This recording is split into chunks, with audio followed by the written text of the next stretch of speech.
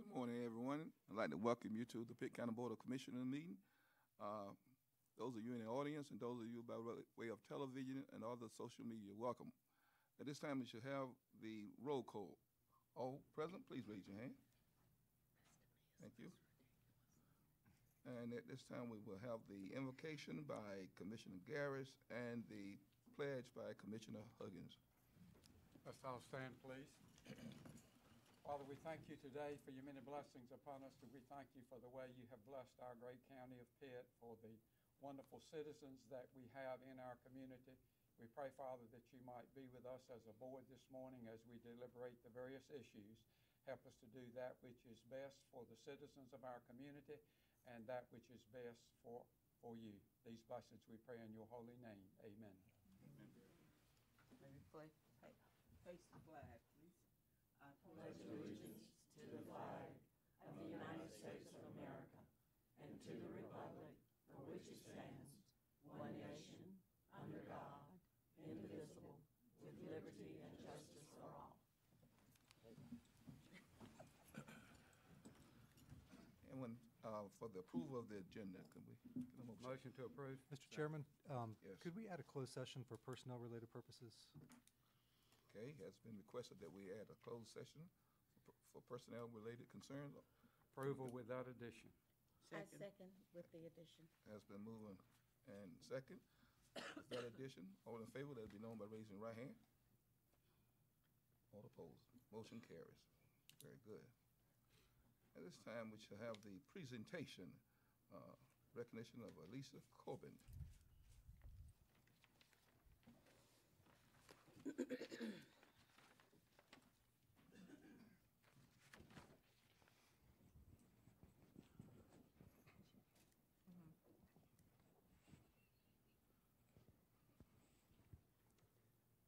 If we can have Alicia come forward with her parents and family and friends, whoever she's brought with her this morning.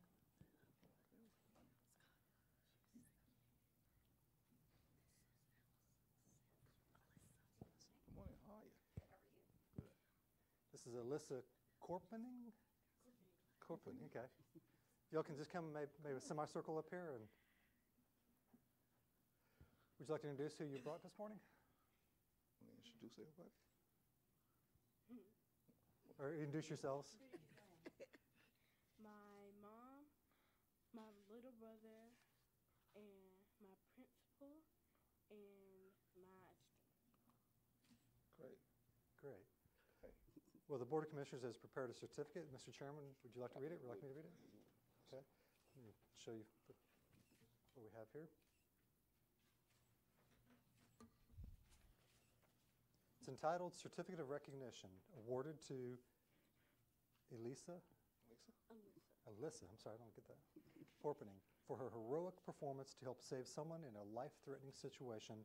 This is presented the 7th day of August, 2017, signed by our chairman, Melvin McLaughlin.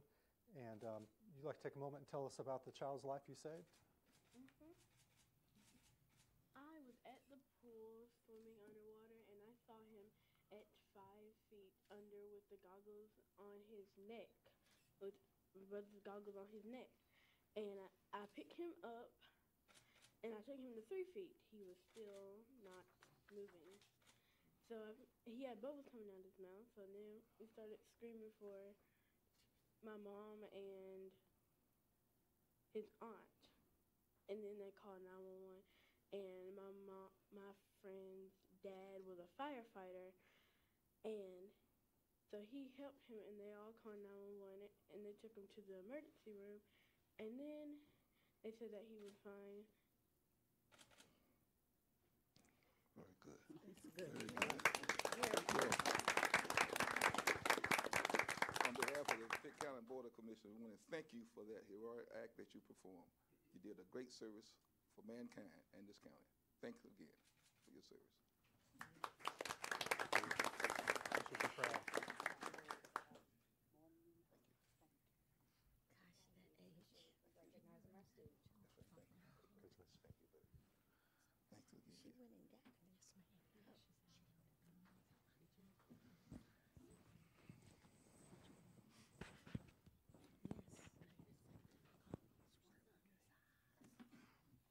Yes.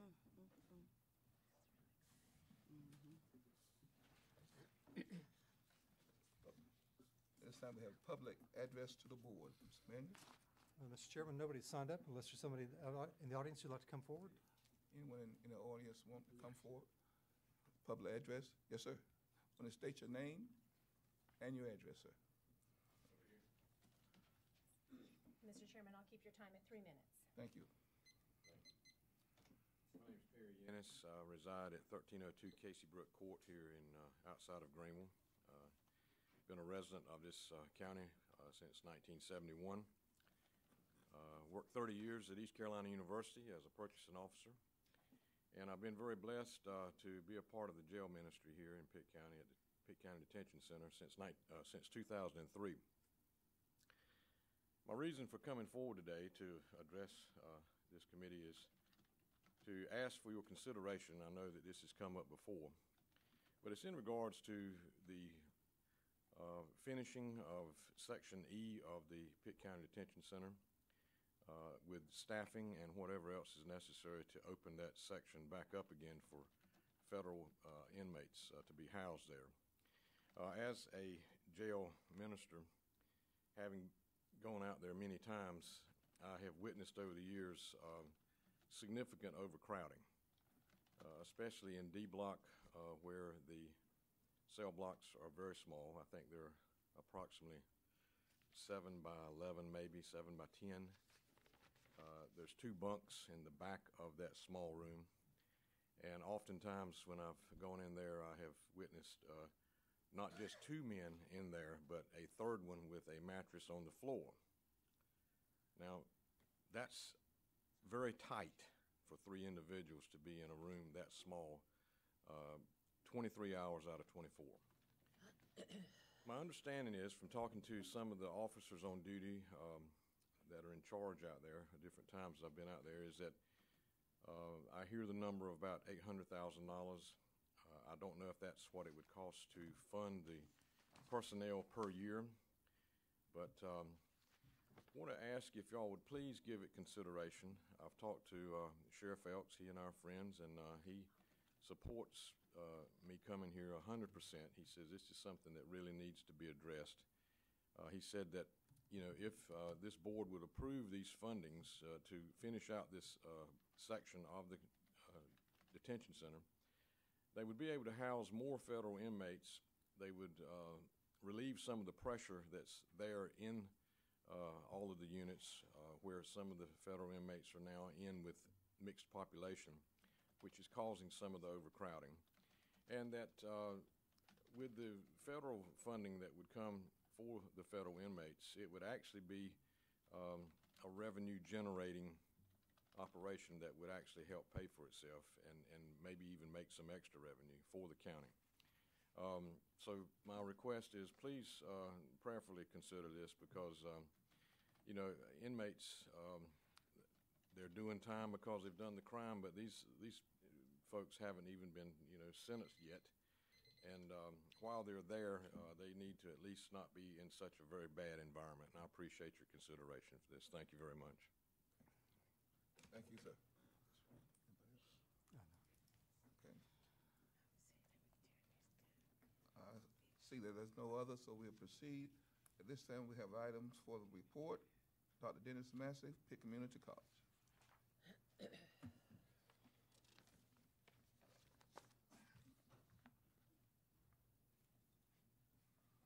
Thank you, Chair McLaughlin, Vice Chair Owens, members of the commissioners. It's a pleasure to be with you again. I'm going to present to you mostly on capital projects, but a little bit on the beginning of the school year. We start classes in less than 2 weeks, so we're heading towards the finish line, I guess, or the start line to get started as briskly as possible, and things are going real well. I want to start with a little information about our most recent master plan for facilities, and just gives you a few points off of that, but then lead into the Walter and Marie Williams building that several of you attended the dedication ceremony last week. The 2021 master plan really has a number of different components, and we worked with an outside consultant, Boomerang Associates from Raleigh. This is actually the 3rd master plan we've done with this architectural group, and they are very strong in terms of their ability to see what our needs are and to move forward with, as much as possible, realistic and long-term plans that will help us guide our development over the future. And you know, through your participation on the county commissioners, how we've followed through on a number of their plans. Not 100%, but within the limits of resources, they've been very, very good at connecting us with cost-effective ways to serve our students and other residents in Pitt County. These are the main points of the campus master plan, and they won't be surprising to you. Provide space for growing and focused programs. That's what you've had as a priority for your investment of Pitt Community College, and as a result, we've been able to accommodate pretty strong enrollment at Pitt County, at Pitt Community College. We are now ranked number 6 out of 58 community colleges in the state in terms of enrollment, and that is a testament to what you've helped us accomplish in terms of facilities, and of course what the state has helped us with the faculty and staff and equipment within those spaces that we have. Eliminate modular buildings. Well, we've come up and down. Sometimes, you know, the modular units are more appropriate to what we do at Pitt Community College because we believe in flexibility. We respond to the immediate needs of the community and of the region, and sometimes that means bringing in new programs on a temporary basis. It's not a temporary program, but the Early College High School is a good example of how we've accommodated this new program that now is entering its 3rd year with this fall 225 students enrolled.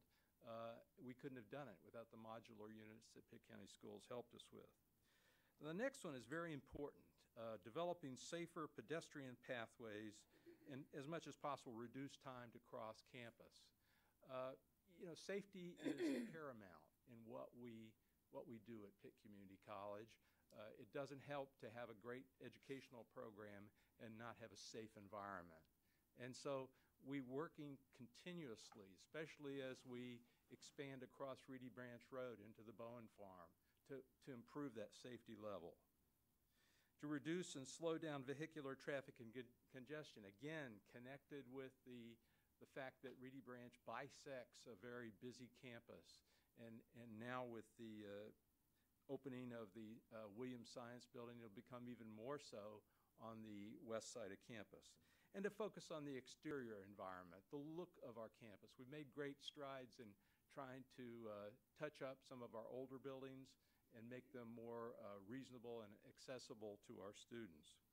I want to thank you for your help in processing the hiring, and we're in the development stage now, should be hiring somebody any day, hiring a new additional police officer on our campus. That will help us tremendously in terms of the safety of our campus, because we have to monitor the traffic, and we also have to do a lot of educating of our students and our faculty about safe majors on a crowded campus. We're anticipating, as I said, considerable vehicular congestion and challenges at the intersection of Reedy Branch and what we call Bulldog Run, which is right next to the GOAS Student Center. I feel strongly that we need a stop sign at the intersection of South Warren Drive and Reedy Branch. We had one developed at the north end at Tice Road, and that's helped, but there's still a lot of speeding up that goes on in between that stop sign and the Reedy Branch Church, which is quite a stretch down from there. And that intersection of South Warren, where the traffic from the science building will come out, is going to be a real pinch point now. I mentioned this to the DOT. I'm considering to continue to put that on a priority list for our campus, and I appreciate your assistance. We've gotten the support of the town of Winterville, and we know that this is going to be a challenge for us as our population, more or less the center of gravity of the campus, moves slightly west and almost right where Reedy Branch Road is. So appreciate whatever you can do to help us slow down the traffic, especially at the crosswalk right near the Warren Building. The Williams Building is certainly grand, and those of you who were at the dedication ceremony saw it firsthand. I welcome all of you to come out. In fact, it might be kind of interesting to come out once it's in session, maybe in the afternoon. Morning's kind of crowded, but you get a chance for how it's being used, and I'd be glad to give you tours of the building then.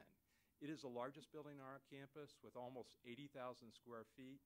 It has disciplines like biology, physics, astronomy, biotechnology, where we've been using the area north of the river at the Tech Center, and I think it's going to be a tremendous asset for Pitt Community College, our region, and particularly our employers in Pitt County who are growing in the biopharmaceutical area, particularly Maine Pharma and Patheon.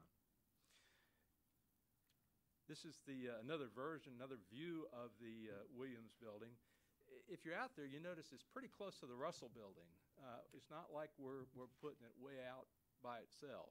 It's pretty closely allied with that Charles Russell classroom building, and that's one of our busiest classrooms. So there'll be a lot of transfer of people on that side of Reedy Branch, but inevitably there'll be people that want to go over to the Student Center and to the other side of Reedy Branch also.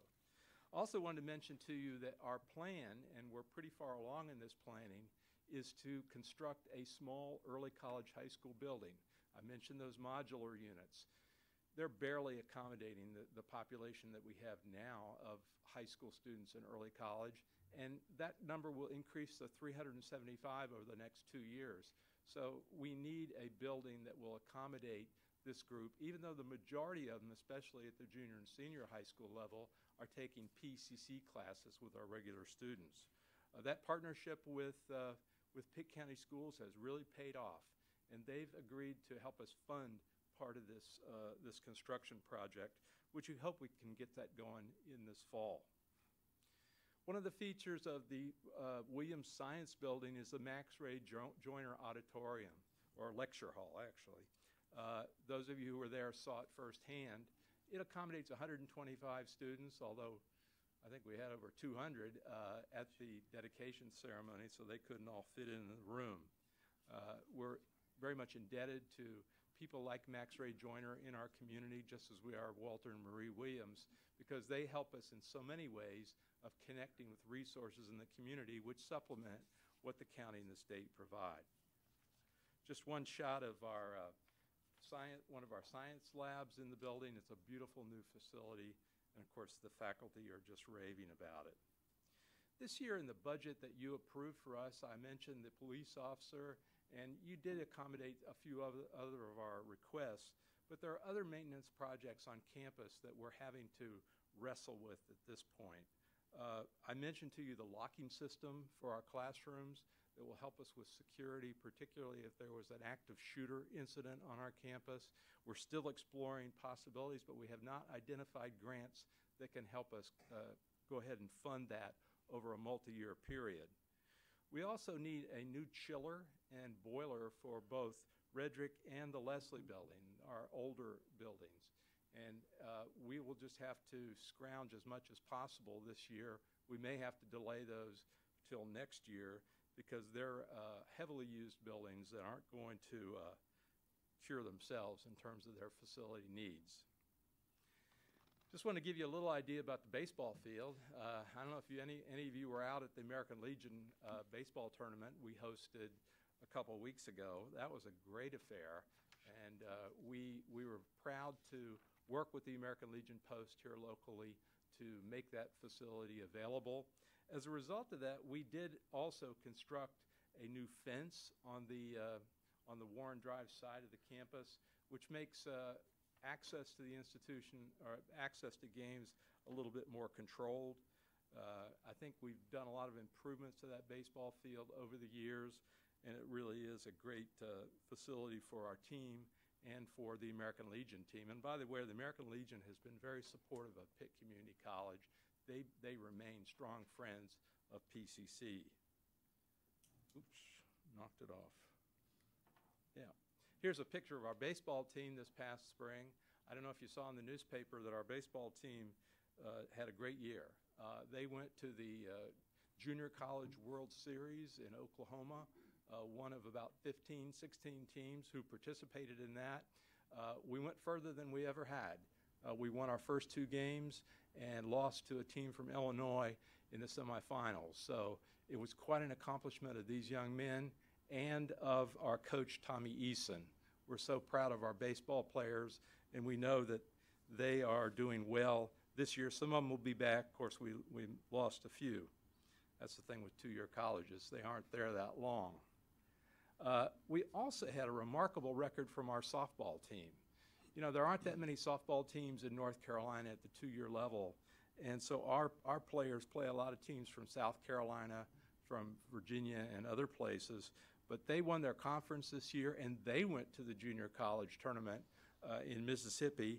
They were conference and district champions, and what's more important, I think our student athletes are doing so well academically.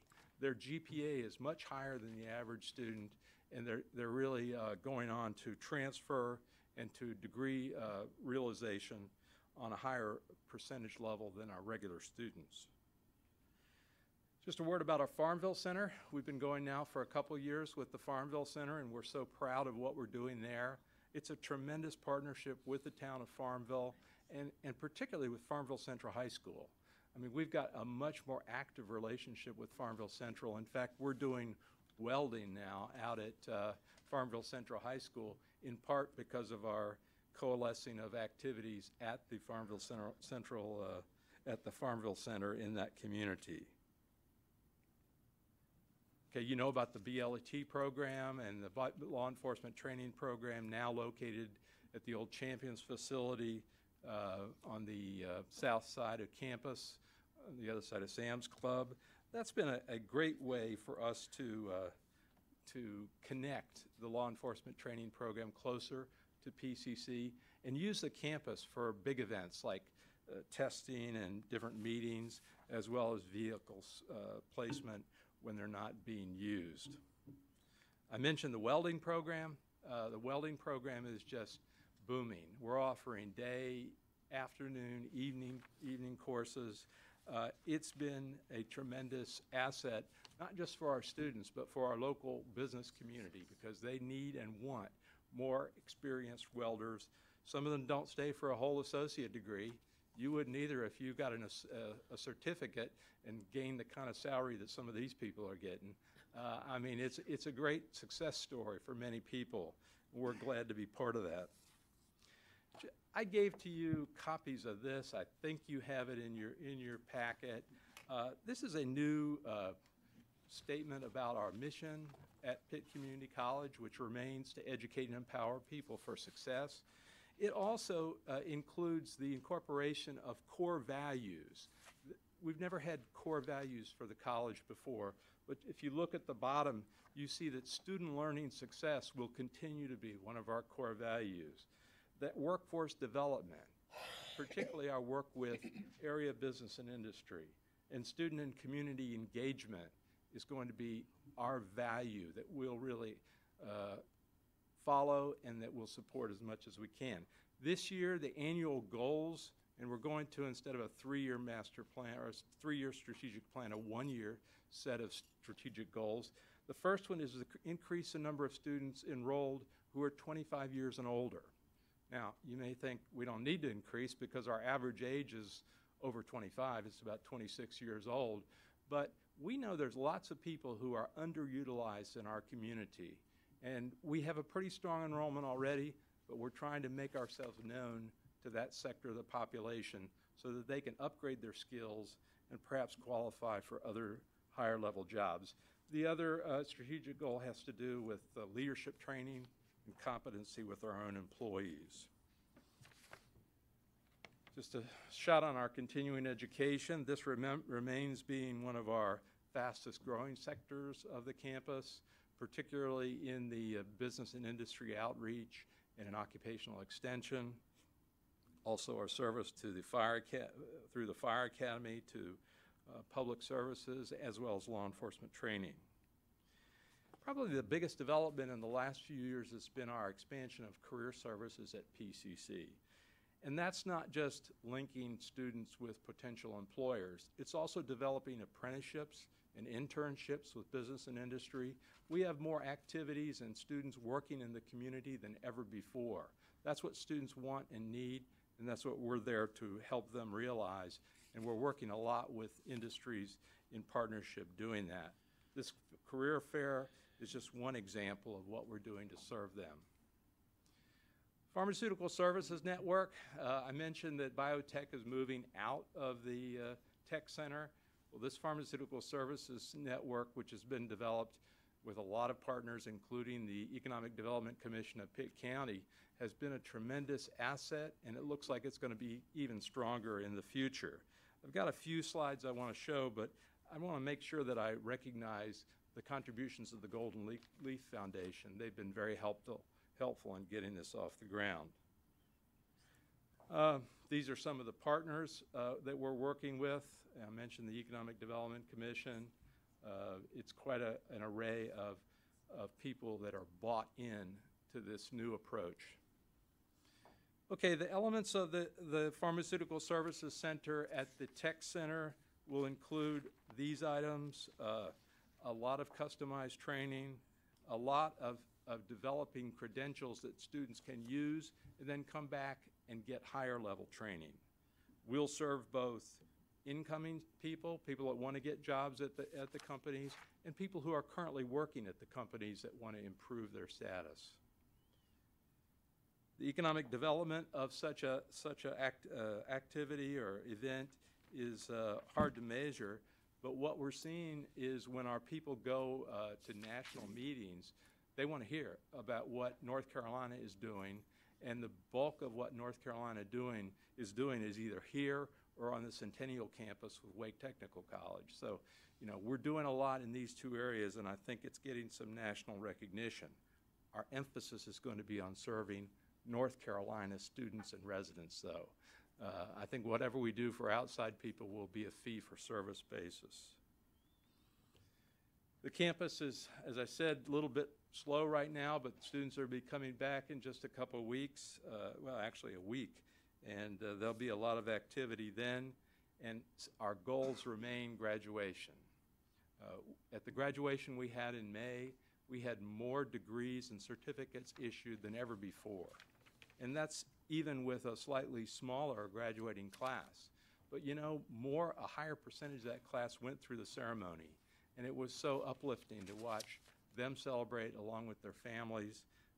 I think that we're doing what you've asked us to do and what is in our mission, and we're very pleased with the results. It's a struggle to keep it going, but so far we've been able to do that. Be glad to answer any questions that you have about Pitt Community College capital projects or otherwise. I hear none, Dr. Messers. Thank you for that fine presentation, and job well done. Keep up the good work. Thank you. Thank you for your support. Sir. At this time, we have Michael Taylor come forward for the Digital Counters Award.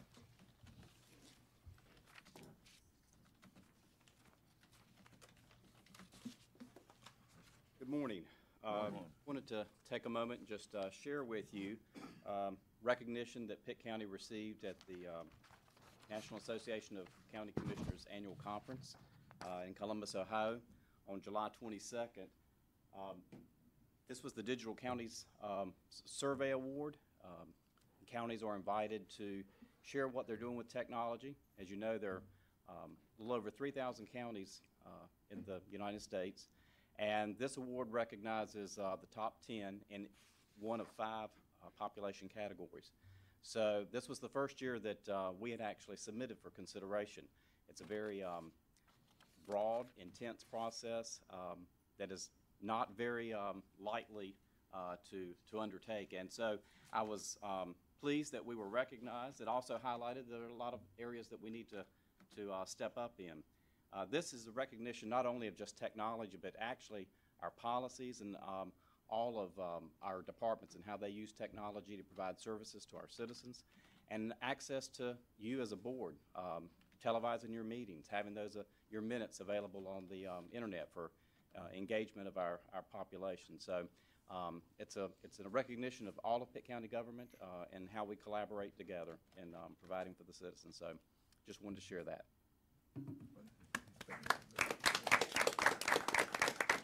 Thank you, Mike, for that fine presentation. At this time, we have the manager report. Scott. Yes, thank you, Mr. Chairman.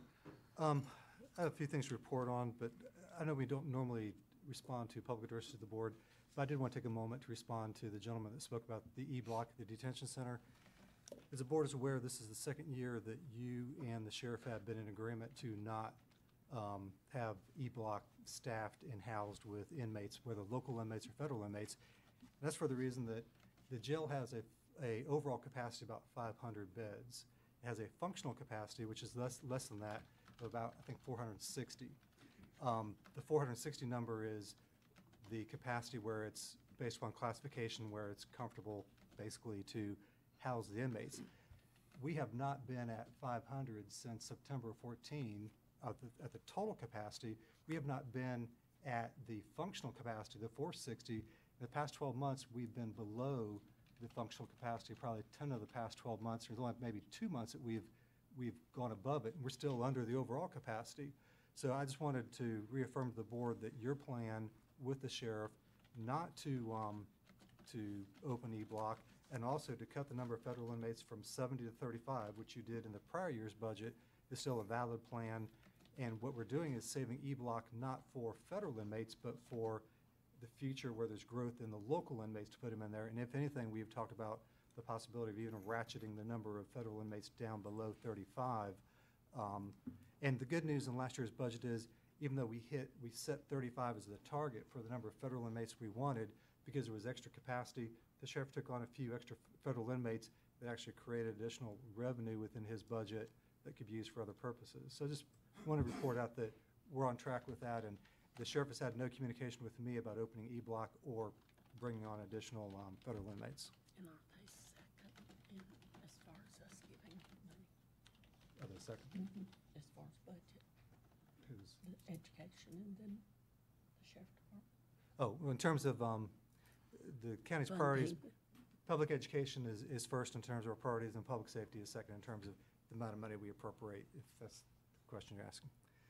Otherwise, in my report, I've got the next meeting dates: August 21st, 6 p.m. September 11th, there's only one meeting due to the Labor Day holiday, then a conference later in the month. Item B, wanted to remind the board about the joint meeting with the Greenville City Council. I do have a draft agenda that's being proposed for that meeting. I think I had mentioned to the board that there's 2 topics I'd like to talk about, and the first one being a update on the retail strategy study that's being done. That's a joint study between the county, the city, and Uptown Greenville, focusing on basically 3 areas: the city of Greenville proper, the area north of the city of Greenville, and then the balance of Pitt County. So that'll be the first topic. Second topic that was asked to be looked at is an animal services update. This will be primarily county focused, but I guess if there's any questions about Greenville, they said they would have representatives there to answer those questions. So this first meeting, as you recall, this came out of their annual strategic planning conference they have about in January of each year. The city made a request of the commissioners to hold a joint meeting, and I think they just want to open the lines of communication between the Board of Commissioners and the City Council. Next item, item C, just want to remind the board about the state conference coming up, the North Carolina Association of County Commissioners.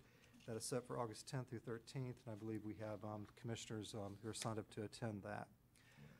Item D, the NACU conference that Mike Taylor just referenced, the National Association of Counties Conference, that was held last month. Wanted to give anybody, whether staff or commissioners, opportunity to report on anything that you found of value or significance from that conference. Mr. Chairman? Yes, sir. I was somewhat under the weather during the duration of that, but I did note that our emails that we use in terms of on cell phones, it's important that we be careful in terms of how we utilize those. And our attorney might could speak to this, that it could be actually liable in terms of information shared that they may not want to be getting out to the public. So when you are having an official email or texting, I think it's incumbent upon us that we recognize that and act accordingly, so that we won't present any problems to ourselves. Any comments you want to add further to that? As it relates to emails, yes, and as the board generally knows, everything that we create in the course of our public duties is a public record. And the form of that, it's the substance that determines whether it's a public record or not. So if you are conducting public business by text or email, then that is in and of itself a public record. And when we've had requests for those in the past, we have produced them. And so some commissioners limit their conversations to mediums that are more easily accessible to pull back when there's a public records request, such as a county email account is a great way to gather those records easier than text messages on your personal phone. But just because something might be on a personal phone doesn't give it any higher confidential status. Sure. Thank you, Mr. Chairman. I serve on the Justice and Public Safety Committee this past year as a vice chair, and we have a lot of focus on cybersecurity, so it's along those same lines, especially for counties. Local governments are becoming more targets of hacking, and so there's a big focus on making sure that our systems are secure. NACO is going to also start focusing on a lot of law enforcement issues as it pertains federally or across the country. And they've asked me to chair the law enforcement subcommittee for this coming year so that I guess with my experience to help them focus that conversation. So I accepted that, and I'll be chairing that committee for the coming year.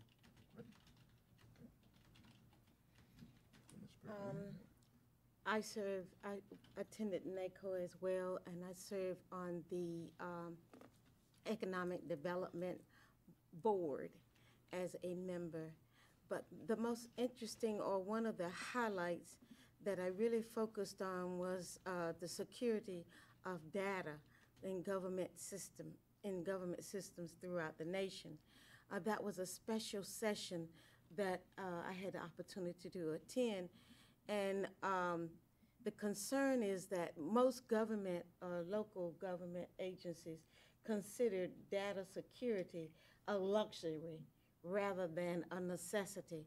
And they talked about Target and some of the stores that had security breaches and how to avoid it, and how we need to be conscious of how we assess budgets as it relates to information sharing, and rely on our information staff to be on top of and attend sessions relating to that. It's not just going to a conference, it's really helping us to secure our data. I found that session very interesting, and a matter of fact, in a comment I wrote that the information on that session should have been better highlighted in the preliminary information sent out to us as boards of commission. Good conference, wonderful place. Thank you, Mr. Chairman. I can report on two committees, the Transportation Committee and the Aviation Subcommittee. We did get the TSA resolution kept in the forefront, and it was officially ratified. It's now policy to keep lobbying Congress to get full funding for the TSA mandate at Pitt Greenville Airport. So I was very pleased that that went by without too much difficulty. In addition, on the aviation forefront, the subject of drones is really a hot issue, and we were very surprised when the FAA conducted a seminar that they are actively encouraging counties to pick up the responsibility of legislating some restrictions on drones. In addition, the state of North Carolina has outlawed, it is now law, to not fly any drones near prisons. They've had an instance where a drone dropped tools that enabled an inmate to escape. So we have a great opportunity, as Pitt County always seems to be in the forefront with these things, to draft an ordinance in Pitt County limiting where drones can go. And this would be from the blade of grass no further up in the air than 500 feet. So it was very, very productive meeting, Mr. Chairman. Very good. Mr. Huggins. You weren't there, I'm sorry. I want to put you at the conference. I think our Dwayne was there, Dwayne Holder, our finance director. Anything that you want to add to this? The only things I would add is, as is the case with any incoming new NACO president, the new president's initiative is on poverty, serving the underserved. So that's the new president's initiative. And I was able to attend several sessions.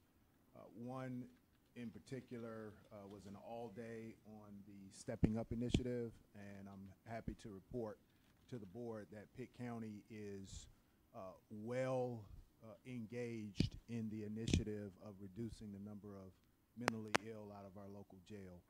And it was good to be able to share information between the counties across the nation and the work that the Sheriff's Office is doing in conjunction with some of the mental health provider community is cutting edge. I mean, we're really ahead, well ahead of some of the other areas in the country.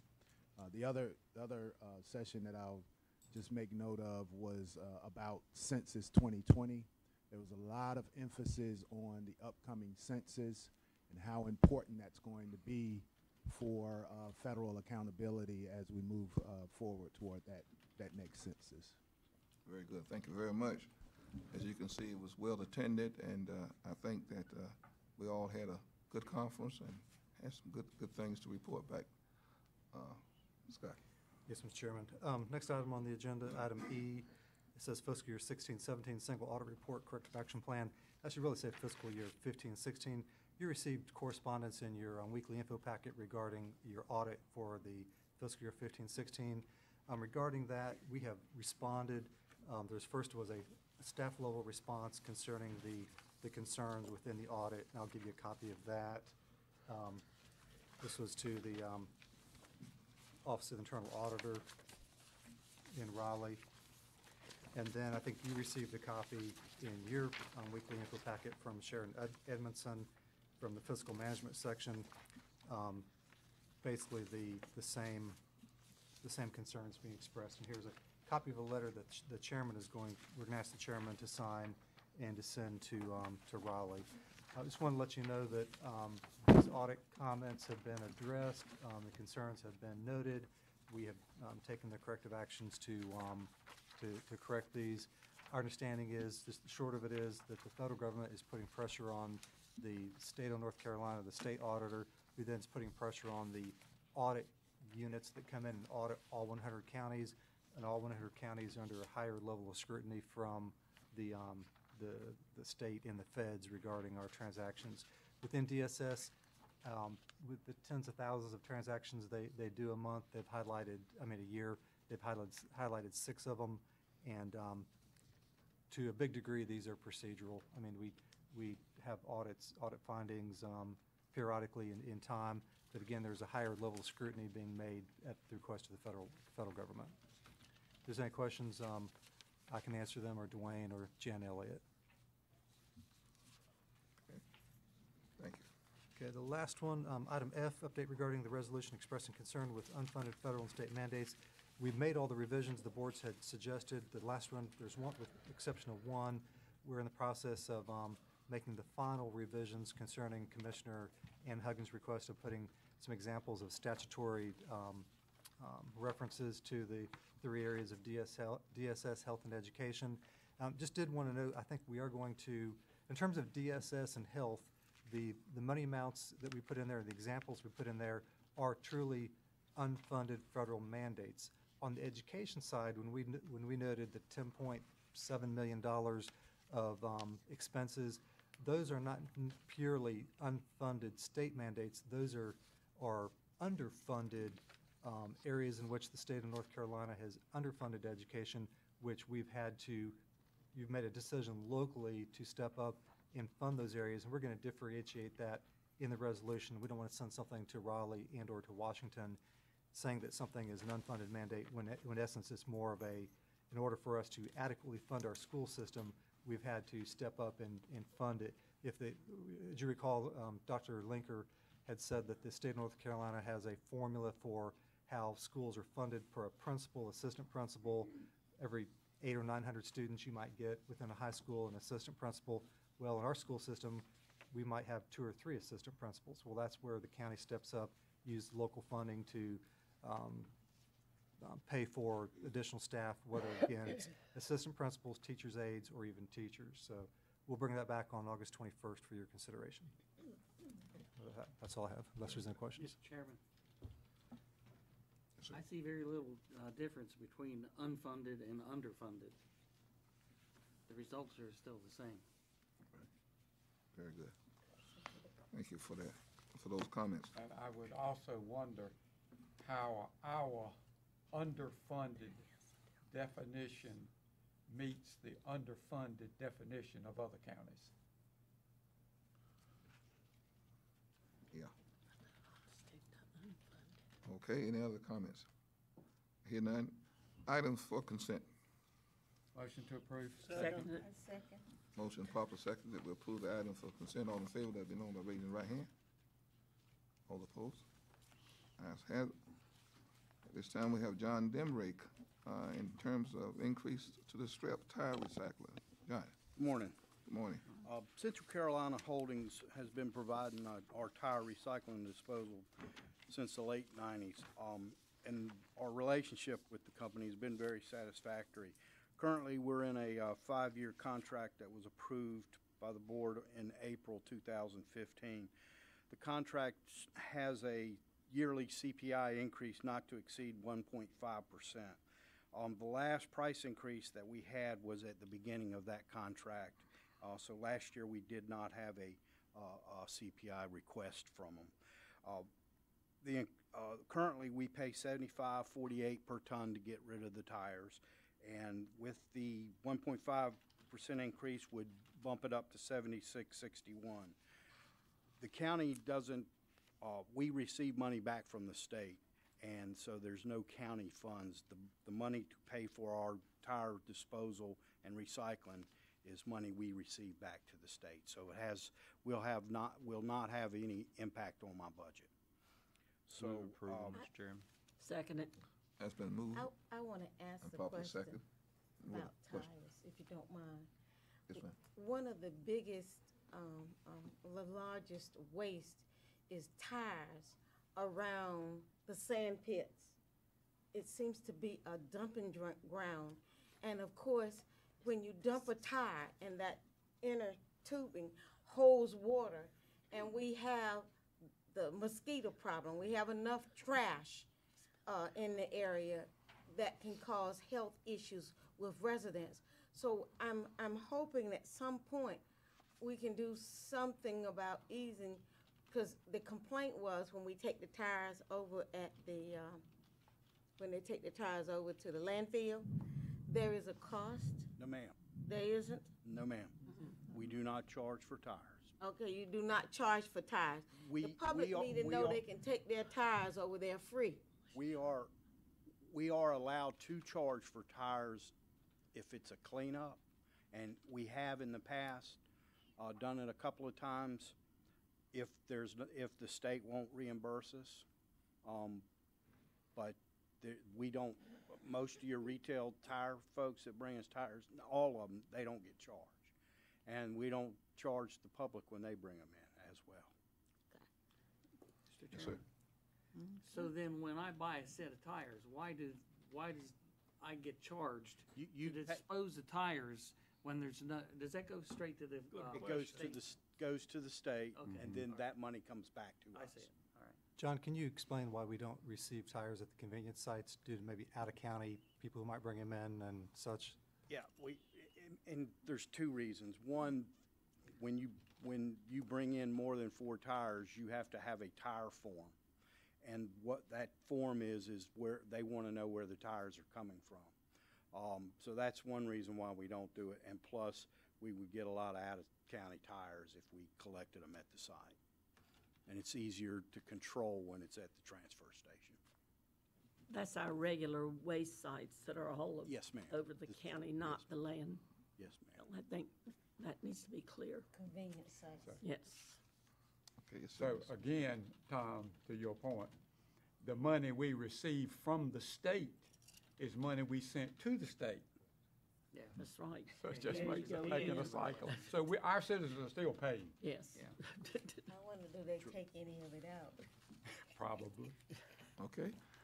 It has been moved and properly second that we approve this. All in favor of said motion, let it be known by raising your right hand. All opposed? Thank you. Motion carried. Thank you. All right, Mr. Scott? Yes, Mr. Chairman, item 2 on the items for decision, the Middies Commission is recommending for the Pitt County Nursing Home Adult Care Community Home Advisor Committee that Peggy Williams be appointed to this committee. Motion to approve. Second. It's been moved and properly second that we approve this request. All in favor? Let it be known by raising your right hand. All opposed? Ayes have it. Approved.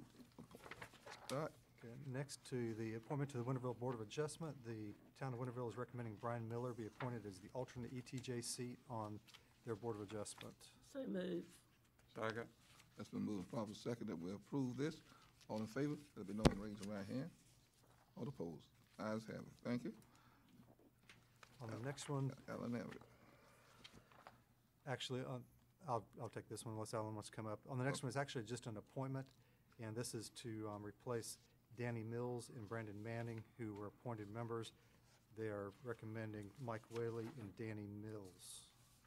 Or I get that backwards. Alan, why don't you come up? I've turned it around. Yes, sir. It's just a role reversal of names. What the aid and leadership is asking for, they're asking that Mr. Mike Whaley and Mr. Justin Jenkins fill the unexpired terms of Danny Mills and Brandon Manning. Motion to approve. Second. Okay, has been moved and properly second that we approve this request. All in favor? Let it be known by raising your right hand. Those opposed? Ayes have it. Thank you. All right. Next Scott. one, you've got appointment to the Greenville Planning and Zoning Board. This is an ETJ seat. They're recommending John Collins be appointed to this seat. So move. Second. It's been moved and properly second that we appoint this to, said name to this seat. All in favor? Let it be known by raising your right hand. All opposed? Ayes have it. All right, Scott, ABC Board. Next on the ABC Board, you have a recommendation from the ABC Administrator Teresa Campbell to consider Calvin Kraft or Godfrey Bell Sr. to replace your board chairman here, Mr. Melvin McLaughlin, on the ABC Board. Okay. Scott. Cliff. Back a while back, we made a decision as a board, I don't know where it falls in regulations or whatever, that we have two seated members of the Pitt County Board of Commissioners own our local ABC board. And it's been right many years that we've been doing this. And Chairman McLaughlin is one of our representatives, and he's going off after serving 2 terms. Right. And Glenn, you're still serving, correct? Till next year. Yeah, through next year. So with that said, I think it's very important because things have really improved a lot. Not that there's been any major problems, am I correct? But I do think it's important that we replace Chairman McLaughlin with a commissioner. I think it has served us well over the past few years, and I would like, with that said, I would like to nominate Ann Huggins. Okay. Second for Ann. Yes, sir. I agree that the ABC Board has been, for some years now, advancing their contribution to the general fund. And as to when we put 2 commissioners on the board, I don't recall whether it said definitely there'd be 2 permanent slots from that or not. But we have a recommendation from the ABC Board with 2 alternatives that they are recommending. And I personally, when we put the 2 commissioners on there, felt that there was a need at that time for intervention. Since that time, the system has been changed. We have a quarterly report now, or periodical reports, whether it's quarterly or not, from the ABC Board Commission. And Scott has been on that board continuously from an administrative standpoint to ensure the cooperation and the advancement between the two, which brought us to our present posture of how much money is brought from the HBC board into the general fund. That having been said, I move that we appoint Calvin Kraft, who is a retired ABC officer, 20 years experience on the board, has had the exposure of the system as it has gone through, retired from that, and I move from Mr. Calvin Kraft. And I will second that. What district is he? He lives in Farmville. I don't know where there's any districts assigned to the ABC commissions. Mr. Chairman, It's a if she was county, it's a addressing that.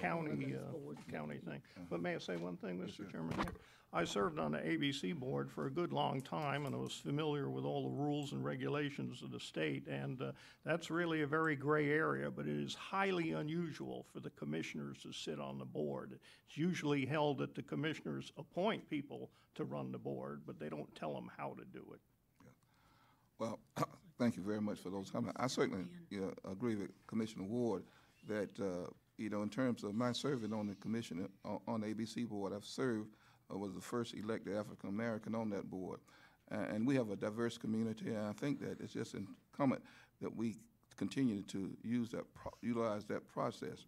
I think Commissioner Huggins would be great to serve on that board and representing all that was mentioned. And I think our president, the time that I've served, our president on the board, the commissioners present, has meant a lot in terms of revenue coming back to the county. And we need to continue to have this revenue flow so that we could meet the needs of the county. So I certainly support the Commissioner Huggins and the commissioner being on that board, and certainly Commissioner Huggins would do well. Other comments? Okay. Are you ready to vote? How do we proceed in the voting? So we would have to treat Mr. Owens' motion as a substitute motion, and that would be voted on first. And Okay. then if that passes, it ends. If that does not, then you'll go to your original motion. Okay. So All you right. would be voting for Calvin Kraft. All right. We start with the substitute motion now, and that will be with with Mr. Kraft as ABC representative. All in favor of Mr. Kraft, let it be known by raising your right hand. Okay.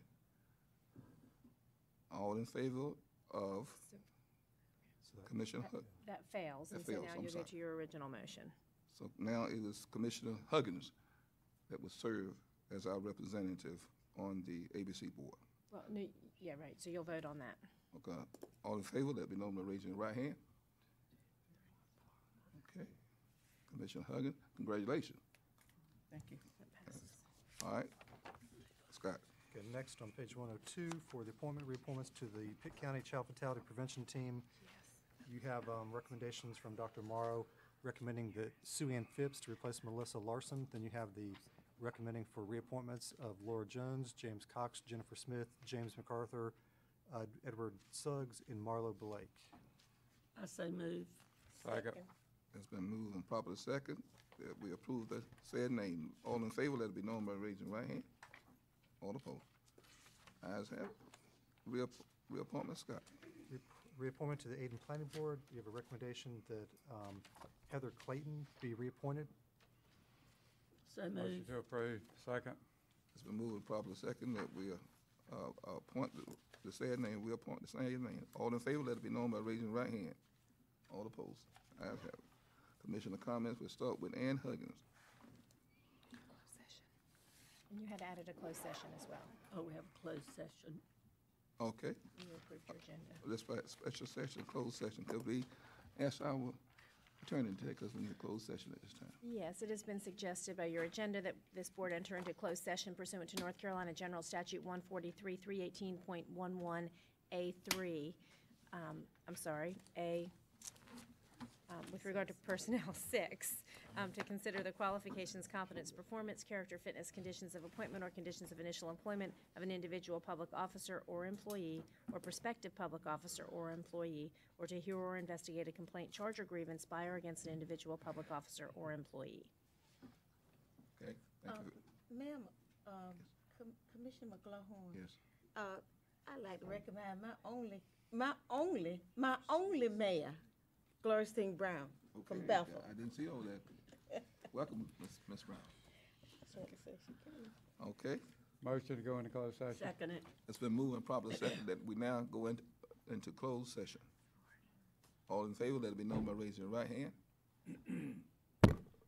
Thank you. We're now, all opposed. We're now in closed session. Thank you.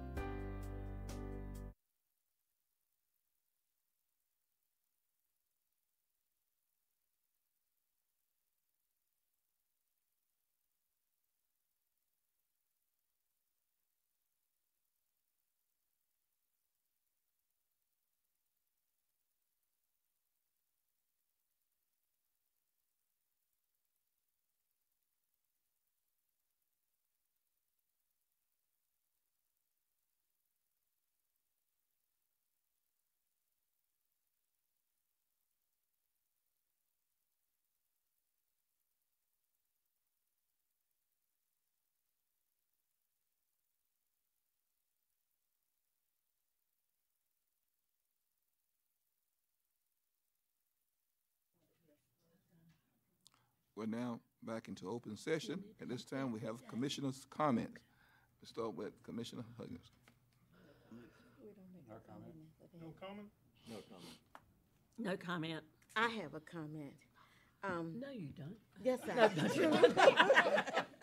First of all, I would like to express appreciations to the residents who made extra effort to mow their yards all the way to the road, and the 5 groups who participated in the area cleanup, and unusually, especially the Daily Reflector for an article that I found just heart-filling, and last Sunday, on last Sunday's edition.